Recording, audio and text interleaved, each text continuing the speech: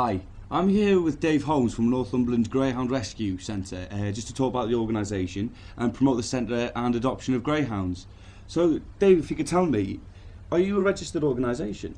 We are, yeah. We're registered with the Charities Commission, charity number 1102125. So we've jumped through all the necessary hoops, filled in all the forms and paperwork, and we managed to get registered. So it was quite a big feat. We were one of the first independent rescue groups in the UK to actually get registered as a charity. Oh, wow. And why do you have to do this? What's the reason for you being registered as an organisation? We get registered so that all our accounts are above board and everybody can see that we're not just taking people's money off them and fraudulently using it and abusing it. The reason we have to operate as a charity in general is that there are hundreds, if not thousands, of greyhounds in this country every year that are abandoned after the racing careers have finished. And when we first started doing this, nobody in the northeast was picking up the dogs when they'd finished racing, and we started to take the dogs on and rescue and rehome them. And it's grown from, in this first year we struggled and took on about 5 dogs, and on average now we're rehoming 50 to 60 a year. Oh, it's smashing. And when you actually take the dogs, will you be left to fend for yourself if you took one on, or...? Oh no, you get back up from Northumberland Greyhound Rescue for the entire lifetime of the dog. There's always somebody on hand on the other end of a phone. Worst case scenario, if everything went wrong, the dog ate your kitchen or something daft like that, you know, or you split up with your partner and or your work changed and you weren't able to look after the dog properly. Worst case scenario is we'll always take the dog back. So you're never stuck with a dog from us.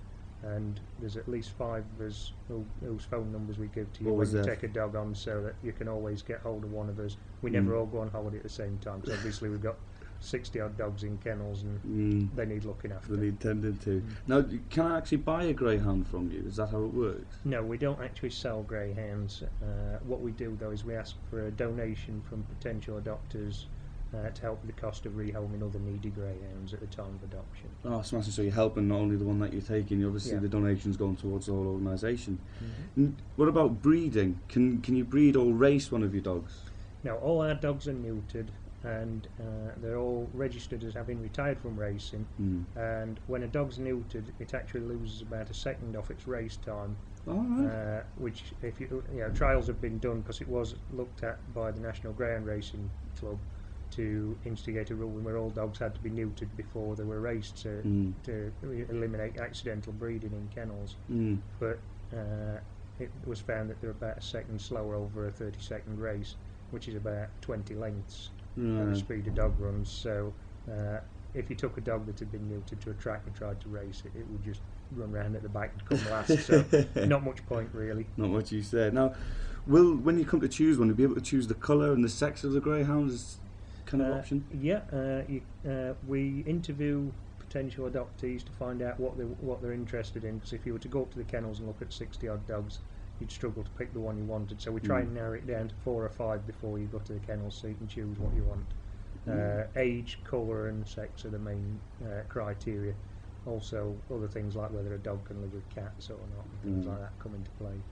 So it's like its attitude, it's kind of what it's like. Now, will the greyhound need loads of exercise and walks and everything? No, this is one of the popular myths with greyhounds, that they need loads of exercise, but they've actually got no stamina. They're bred purely for sprinting. The average greyhound race lasts 30 seconds, and after a 30-second race, they're absolutely worn out. So if you take them out on a lead twice a day for 20 minutes, that's normally enough.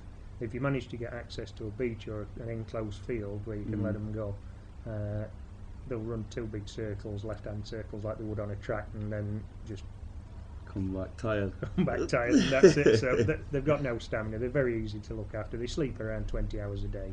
Wow. And what were you saying before about the cats? How do greyhounds get on with other pets? About 80% of greyhounds are okay with small dogs and other dogs. We do get the odd ones that aren't. We assess all the dogs that we rehome, and we would if somebody is in an area where there were cats or small dogs, that we wouldn't give them a dog that was going to cause them a problem. Some greyhounds, about 20% of them, are able to live with cats without any conflict at all. And we do test every greyhound we get to see whether it will be able to or not.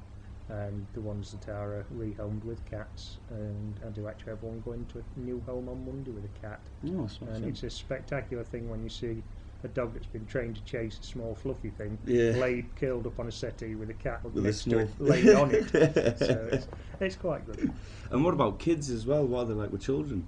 They're absolutely wonderful. They're the best breed I've come across for being with children.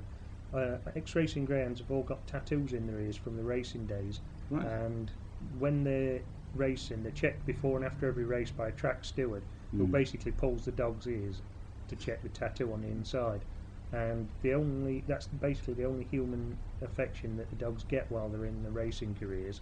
So when they come out of racing, we stand outside shops and things with them, and the kids come up and pull the dog's ears and pull the tails, and the dogs are not bothered at all. Not bothered at all with it. The only way you would annoy a greyhound is if you fell on it when it was asleep. So even with young toddlers, they're okay as long as they know not to fall on the dog while the dog's asleep. They really are great. They love kids. Smashing. And will I need to get my greyhound neutered, like you said before? I mean, microchipped. Do the dogs always come microchipped, or? All our dogs come microchipped, neutered, flea treated, worm treated, vaccinated, and with a new collar and lead. So when you get a dog from us, you get everything you need except for a coat for when it's cold weather for it, which it has been lately. Oh, freezing. And also you need a food bowl and a water bowl. And that's basically all you need when you get a dog from us. Oh, and I've heard that some dogs suffer from separation anxiety. Dan, how would you get over that, and what is that as well? Right, separation anxiety is where you leave one dog in a room on its own while you go out to work, and the dog can pine because when they're in kennels, when they're racing or when they're in the rescue centre, they're always paired up, a dog and a bitch in each kennel, so they're used to company.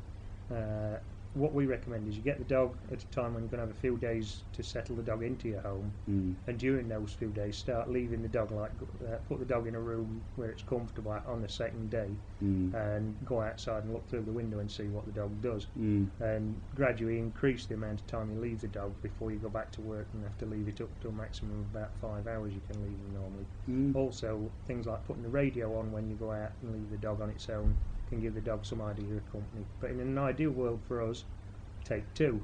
And then you don't get the separation problem, and we rehomed 2 dogs. So that's the best way. Yeah, exactly. And do greyhounds ever need any special dietary requirements? Obviously with a racing background, is there anything you need to stick to? Or? The main thing you should avoid is giving dogs chocolate, not just greyhounds, but any dogs. Chocolate's actually poisonous, and it gradually builds up in the system and kills them slowly over a long period of time. When it comes to dietary requirements, greyhounds eat very low protein, low carbohydrate food. When they're racing, they get very high protein, high carbohydrate stuff. It makes them hyperactive, gives them huge muscles on the back end, and makes all the food go straight through them like the back end's an aerosol, basically. so when you get one, we recommend supermarket own brand dog food and greyhound maintenance mix a meal, something like that, and you can actually feed a greyhound for about £10 a month. Really? Yeah. That's not bad at all. I wish I could live on £10 a month, but a lot cheaper. And finally, if you could sum it up, why would anybody want to choose a greyhound as a pet? Why should I choose one, for example, as a pet? They're the most loving, faithful creatures I've come across. There's nothing better than sitting on the settee of an evening, watching the TV, with a greyhound laid next to it, its head in your lap, just stroking the head of the dog. They show huge amounts of love and affection.